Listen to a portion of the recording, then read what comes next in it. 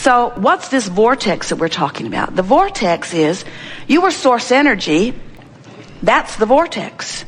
You came forth into this physical body, and as that little infant, you were still vibrationally tied to that vortex. In other words, the vortex is what we mean by the highest vibration and the holding of all of the intentions that you hold from source perspective that are absolutely non-resistant. In other words, the vortex is this holder of your greatest source energy intentionality.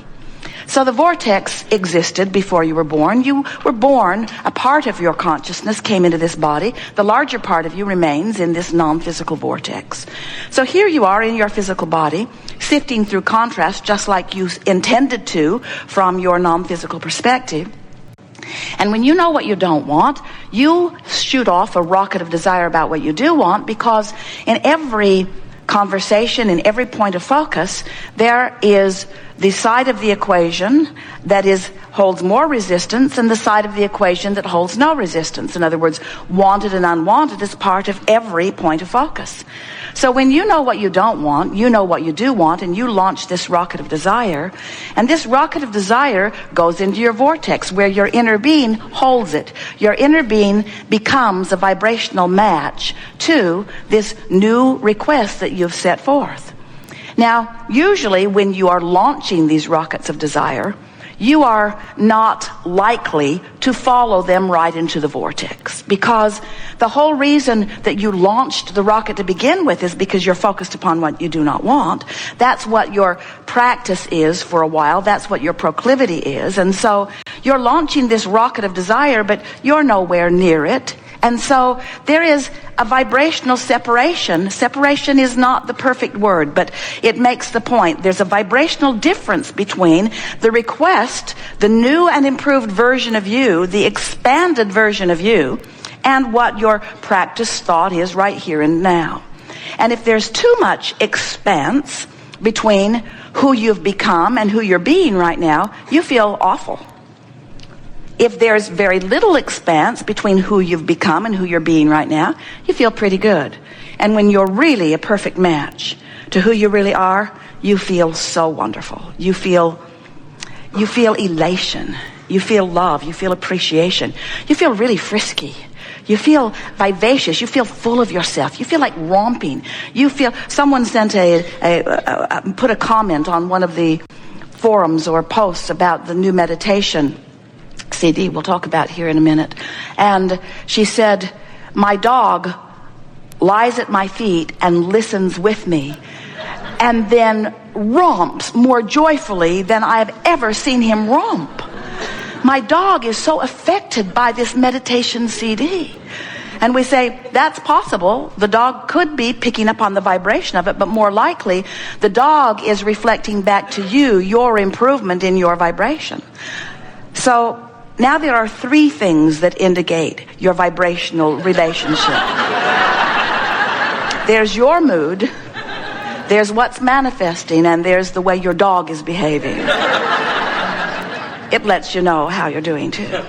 So as the point that we're making here is that as you stand outside your vortex, wanting to get in, but outside your vortex, and you make effort to get in other words, I know I'm not in, I need to get in, or I know I don't have enough money, I need to line up with more money. The effort that you make, efforting from outside the vortex, increases the vibration of resistance rather than softening it. And so then the crevasse between where you want to be and where you are gets greater, and that's why sometimes your very own desires don't feel pretty to you. You say things like, I wish I didn't want that. I actually felt better before I knew I wanted that. And we want to say to you, you can never pull back from your desires. You must find a way to align with them. Because once life has caused you to put it into the vortex, you got to line up with it to fulfill that creation that you've set into motion. To demonstrate the point, we've been having a lot of fun with any of these cards. Money and the Law of Attraction is a good one, because that's something that so many people are reaching for. So let's say that you are in a place where there is not as much money as you want or need, and you've decided that you're going to do something about it. And you've heard tell of the most brilliant of brilliant cards that have ever been written in all time and space. We wrote them. These are affirmation cards. They are called Money and the Law of Attraction. So from your place of need or frustration or worry or even fear, you get these cards and you want them to do their magic, and you begin reading, "It comes not by magic." Damn. But by universal law. Well, that sucks. I can have money and freedom too. How can I break this to my employer? I'm not going to be there, but pay me anyway. Because freedom is what I want, and money is what I want, and so it's up to you. My attention to it invites the essence of it. Yeah. I have control over the thoughts I think. Right. My financial success does not require hard work. Who writes this stuff? There's no shortage of money. The better my story gets, the better my life gets. I don't like these cards at all. So you're getting the point that we are making. We want you to understand that if you are vibrationally too far removed from what you're reaching for, that effort to get there doesn't get you very far. In fact, it usually steps you back, because in the same way, have you ever had a conversation with someone you didn't agree with, and the longer you debated, the more sure you were right, and the more sure they were that they were right, and no common ground was ever discovered? It just got more and more and more aggravated and agitated and animated and out of control. Well, you sort of have that same battle with yourself. If you've decided that the world isn't treating you right, and you've decided that there is unfairness going on, and then you pick up these cards, we expect to find them littered along the highway. Because you'll want to fling them. In other words, you angry birds. You won't like the way these cards make you feel if you're not in the vibrational vicinity of what truth they speak. So it's hopeless for all of you. Go home. So what is the remedy? Well, the remedy is you wait until you're in the vortex. And we want to say to you, you are every day at some point or other in the vortex. In other words, the vortex will take you in. Sometimes you're not aware of it, but there are many times through the day when you've lost your ability to specifically focus negatively. In other words, you just don't have that kind of staying power. You don't. Something will distract you. The sun will come up. It will be a beautiful day. A waft of wind will come across your face. A bird will fall. We'll forget about the birds for a little while. You will find yourself feeling good through the day at some point or another, which means anytime you feel a little relief, you're at least moving in the direction of the vortex, maybe even in there. And what we want to say to you is, you want to do all of your affirming once inside the vortex. So we've called this gathering The Art of Allowing for a long time. And the reason we do is because we want you to understand that what allowing really is no longer doing that thing that holds you out of the vortex. In other words, allowing really implies, we want you to hear this fully, the vortex will take you in unless you're doing something that doesn't allow that. So the art of allowing is the art of letting go enough that the vortex will take you in. But what it really requires is knowing what being in the vortex feels like and deliberately practicing that vibration. Earlier we said, if you're watching CNN or one of the news channels and you're watching it through the evening and you're seeing a repeat of what's going wrong in the world and you're staying tuned to it long enough, it will tune it. You are then allowing your vibration to be tuned to a lower frequency. You're practicing the lower frequency vibration. If you will allow yourself to be in the vortex will tune you. Here's a better way of saying it. The vortex will train. It will train your vibration upwards. So every moment that you spend there, especially every conscious moment, every moment that you are feeling some relief from negative emotion, every moment that you are feeling an improved emotion is you allowing the vortex to train your frequency upward. So we've been talking about this vortex, which is summoning you, and if you're in despair, it's summoning you, but the little bit of vortex gravitational pull that it has on you might only bring you to revenge, but it's still calling you. And if you don't dig in revenge, it will call you into anger. And if you don't dig in anger, it will call you into hope. And by the time it has called you to hope, the vortex will take you in.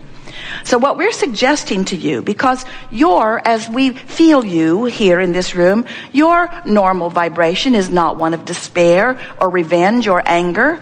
You vacillate for the most part between overwhelmment and frustration and hope and into joy. In other words, that's about where you are most of the time, with an occasional dip into something darker, but usually you're somewhere in the vicinity of that, which means your vortex can take you in if you will allow it. So how might you allow it? Well, the first thing is, notice when you're in and try to milk it. In other words, when you find yourself in the vortex, be as general in your thinking as you can be. Because the more general you are, the less resistant you will be. When you really think about it, when you ponder those deepest, darkest moments that you've ever been in, don't go there, but just theoretically follow us here. You have become really specifically, almost obsessively focused upon something that just took you further and further and further from who you are. Isn't that right? In other words, you got so specific, you remembered what he said, you remember what she said, you remember what he did, you remember what they did, you remember where you were, you remember what you were eating, you remember what you were playing, you remember what song was playing on the radio. In other words, you're specific, and you're specifically resistant to who you are. So the first really helpful rule of thumb to get in the vortex is, when you find yourself feeling negative emotion of any kind, no matter how negative it is, say to yourself, go general, go general, go general. For example, if something is not going well at your place of employment or in your work, and you're thinking about the specifics of it, and you've got yourself all in a knot, and it feels like no one's cooperating and it's not going well, say to yourself, go general, and step back from it and say to yourself something like, well, at least I have a job. Now that might fling you right off into the bushes, but or say something like, this too shall pass, or say something like, all in all, things are going pretty well. In other words, the more general you can become, the more ease you will feel right now. Because we promise you, and this is the point that we want to get across to you like you've never heard it before, you are not ever going to wrestle your problem or your problem maker to the ground and make them stop. It defies all law. You're not going to do it. The more you focus on the problem, the bigger it's going to be, but even more important, the more stuck to it you are going to be. So you got to go general, and you're going to discover as you go general that as you get general, as you get general, as you get general, very general. Oh, the sun came up this morning. That's such a good thing. And I'm still breathing. That's a wonderful thing. Now we know you think that's silly because it's so general and off the point you're trying to make. But if you will stop trying to make the point you're trying to make, the vortex will take you back in. Now, this is the wonderful thing about the vortex. The vortex knows everything you specifically want about all the things you specifically don't want. In other words, all the specifics are in the vortex. You just can't get to the specifics of them when you're tied to the specifics of their opposite. Does that make sense? So by going general, by clearing your mind, by breathing deeply, by focusing on something else, by going general, the vortex will take you in. And as you do it again and again, and you allow the vortex to take you in, the vortex will train, it is our promise to you, your frequency upward to match the frequency of all of those specifics that you have already incrementally been putting into your vortex, sometimes over a long period of time. Sometimes the stuff you just put there yesterday or 10 minutes ago. And as you allow your frequency to raise, the specifics of that vortex will begin to reveal themselves to you.